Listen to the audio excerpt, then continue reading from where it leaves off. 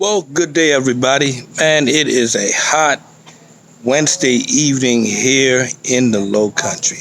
But man, I'm out here working in my yard, taking care of some things out here after, my awesome lawn care specialist, Scott Goodman, has come through, man, and just gave this thing a cut that make it looks like waves in your hair. But I want to talk to you about something. And it is something, man, that has been a part of my life, always, but recently. And I'm just going to get into it because I'm out here working in the yard, and there's a reason why. I want to talk to you about the power of criticism. Yeah, the power of criticism. And how do you handle criticism?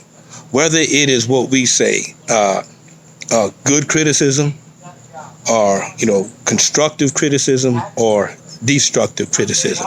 Either way, look at that hawk just went by. Well, how do you handle criticism? And it all comes up because, my yard, man, I love a good looking yard. And at the beginning of spring, man, my heart was broken because when everybody else is on my cul-de-sac, grass was looking good. I found out that I had developed a lot of quote unquote, or not quote unquote, but crabgrass. Okay, now crabgrass is tough if you don't catch it early. You see what I mean? So I had to get a spade and literally dig it out. Because even though there are some different spray-on stuff that says it doesn't harm the grass, it ends up harming the grass. And, my daughter Jamie drove up one day and she said, "Daddy, what ate your yard up like that?" Because, I always get compliments on my yard. And then my neighbors, two of my neighbors came over and began to talk about it. Because, I sit at the highest point on the cul-de-sac. My house is the highest house on the hill. It's very visible, my yard. And it's always with pride. Scott takes care of my yard, man. And so I had to get out there and I had to dig and I had to study. But the thing that prompted me was criticism. So here it is, criticism. I had the choice to let the criticism crush me or inspire me to do better, inspire me to learn more, inspire me to do my homework. So, man, I was on the internet studying and looking at grubs and looking at what could be going on underground and looking at what the problem is. And then all of a sudden it came to me, it's this doggone crabgrass. So I had to dig the crabgrass out. And I started digging it out, and it left some spots in my yard. And now it's all grown back in, but there's a couple of spots now that I just bought some soil, put that soil down, and then I got some more grass seed and put that down, and I'm about to water it. But I didn't quit.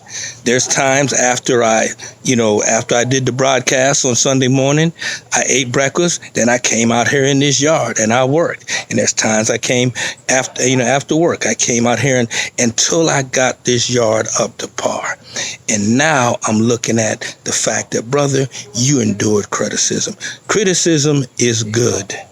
Whether it's destructive, whether it's constructive, the bottom line is either way that it comes, especially if you have no way to control it, make criticism work for you. So as I been criticized, I take criticism and make it work for me.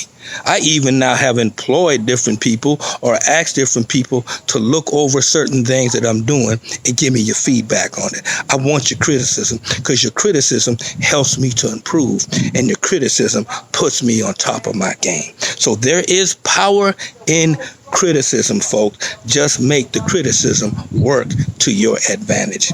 Bring the criticism on because I'm going to take those things, write them down, evaluate them, and it's going to cause me to be better and cause me to change. So I'm enjoying it. So know this, put on the whole armor of God. And guess what? And use your criticism to your advantage. I'm out. I'm back in this yard. I'll see y'all later. I'm working on this yard. And hey, the next criticism is going to be, your yard is so gorgeous. And I'll say, yeah, I know, because I took criticism.